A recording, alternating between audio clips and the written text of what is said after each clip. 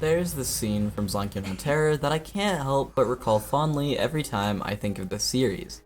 It's not the climax, it's not some intense moment, it's actually quite the opposite. Imagine this, there are two kids. One, a terrorist, the other, mentally drained and abused, and they end up in a situation where they are getting pursued and chased by police cars. Interesting, right?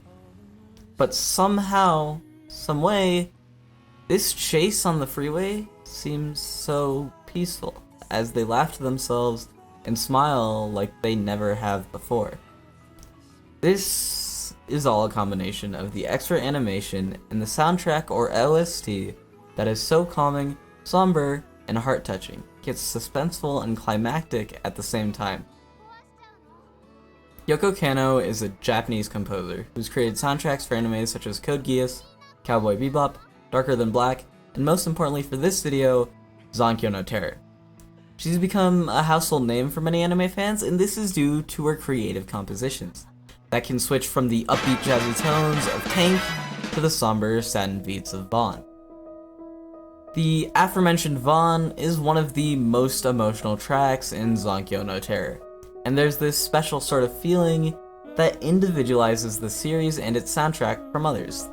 The completely hollow and resonant Icelandic lyrics, voiced by Arnar Dan, composed against the desolate beats, all while directly contrasting other songs on the soundtrack, make it feel so damn painful and heartfelt, and only really enhance the moment. Let's take a couple of steps back, however. Back to the scene I initially talked about. The one of two children blasting down the freeway. Is, or directly translates to ice, and somehow the name is so offset from the feeling that this song actually gives. The calm, composed, yet upbeat nature that makes this chase scene feel less like a chase, and more just a bunch of kids blasting music as they drive down the highway. These Icelandic beats, the one from that same cold land that was talked about in the anime, feel so in the moment that you can't forget them. They're so memorable, and the moments they accompany carry so much more weight. Lastly, there's really only one thing I want to talk about, and that's the end credits song for Zankyou no Terror. Bless.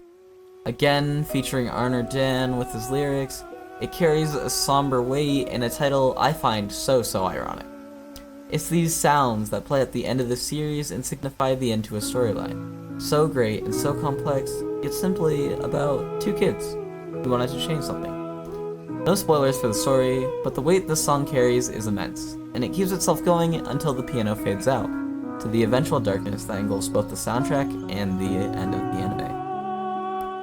Less as a song is less something you'd listen to every day to hype yourself up or get going. It's more for those somber moments, the ones where you simply don't want to do anything at all. The ones where you can just listen and relax and appreciate the soundtrack.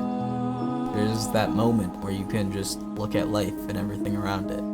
It's, dare I say, a blessing of sorts.